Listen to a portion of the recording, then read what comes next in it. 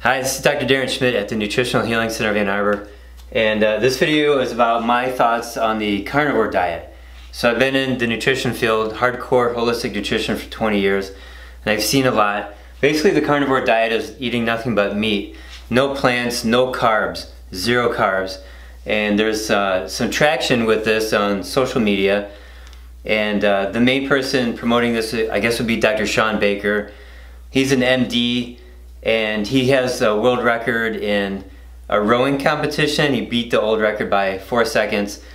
And it was ketosis and the carnivore diet that helped him out with that. So here's my first thought on this. Some people can do it, some people can't.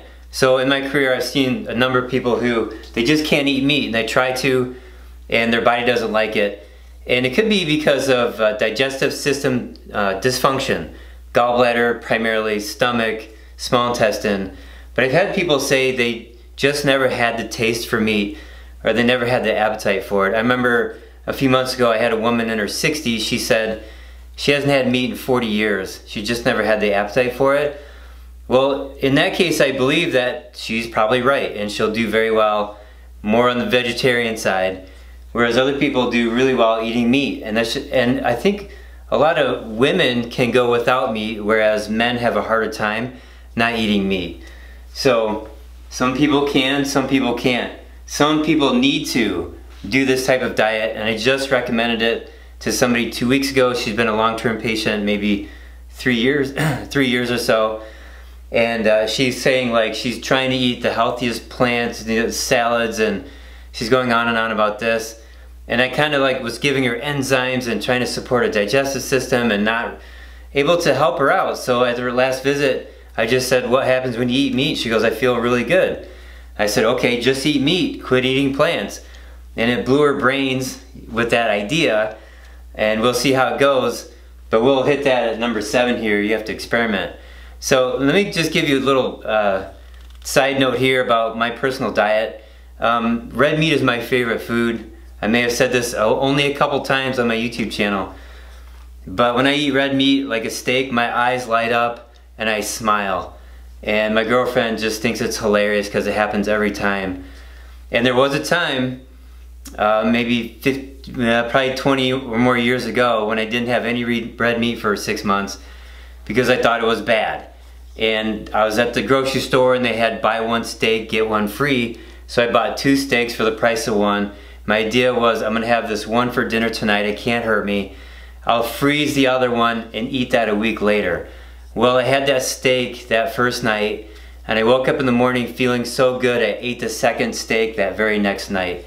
And it just was a reminder how much my body loves red meat. There's no denying this. So some people need to eat red meat, but anyways, the carnivore diet, 0 carb, all meat. Which brings us to the next one, number 3, the protein sparing modified fast. That's a diet from the 60s. It's basically eating meat. Atkins took this diet and he renamed it his own, the Atkins diet. So there's still carbs in the Atkins diet. There's still a little bit of carbs in here. This is just a bit more extreme, if you will, where there's 0 carbs with the carnivore diet. But anyways, it's not extremely new. Okay, so this idea has been around for a number of decades. Okay, now protein is half ketogenic and half not. So in the late 1920s, I think the doctor's name was Dr. Woodyard, and they figured out back then, they studied ketosis really well, they figured out that protein is half keto, half not, whereas carbs are 90% not ketogenic, and fat is 100% ketogenic. So protein's like half and half. So you could go into ketosis during the carnivore diet. It depends on the select meat cuts, like what kind of cuts you're eating, how fatty, how marbled is the meat. So that's what matters with that. And people do better on fatty meats. If you're a meat eater, you do better without the lean meat. And while you're eating this meat, avoid the mashed potatoes, avoid the Coke, you know, the soft drink, whatever you want to call it, the pop, we call it pop here. You got to avoid that. The sweet tea, the dessert. You can have vegetables with that, but it's certainly not carby type foods. Okay, so number 5, our food supply is deficient in organs.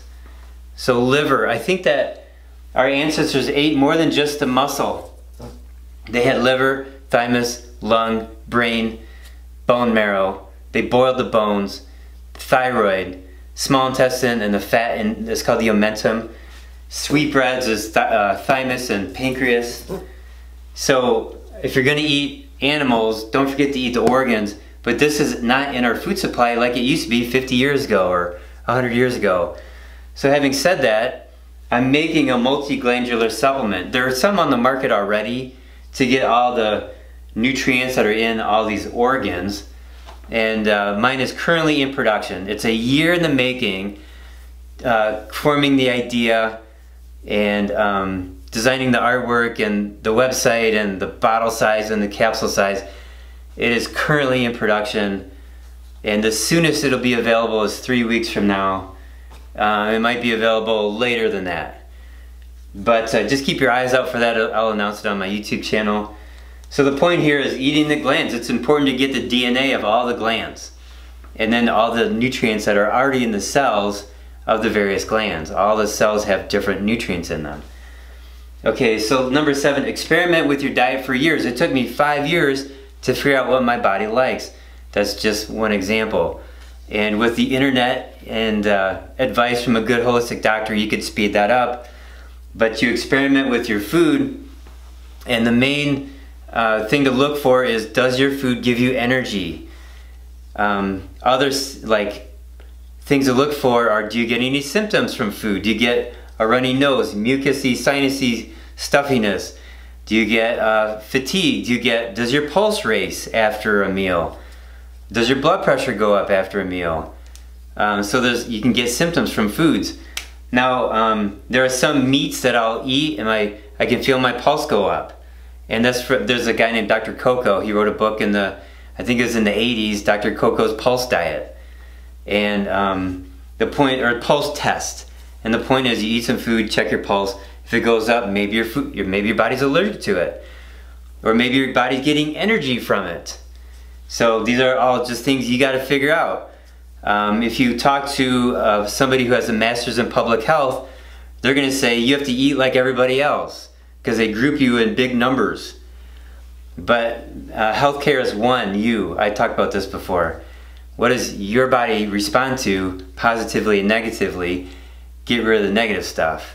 Okay, and there is a big, broad, general rule of thumb, and that is refined foods are bad for everybody, including refined oils and carbs. Another big, broad, general rule is that animal parts are good and plants are good. And another big, broad, general rule is that natural fats are good. Okay, so those are broad, general rules, but if you have a particular health condition, even those rules of thumb can be broken. So when I had black mold poisoning for 2 years ago, I did not eat red meat for 6 months because my stomach couldn't handle it, and I would get various symptoms from it, including some acid reflux and some discomfort. So I didn't have red meat for 6 months through the summer of 2016 because of black mold poisoning. So maybe you have parasites, maybe you have fungus, maybe you have heavy metals, and these things can cause dysfunction of your organs, and then you can't handle a certain food. I know a guy that he didn't eat fruit for 4 years because his body was filled with yeast and parasites. So these are various examples. So if you like this information, please give me a thumbs up, share and subscribe, and you gotta hit that bell. Please hit the bell for notifications. That's really the only thing that matters on YouTube, is the bell. If you're subscribed, that means absolutely nothing. You won't get any notifications that I just posted a video. So I appreciate you hitting the bell below. Thank you.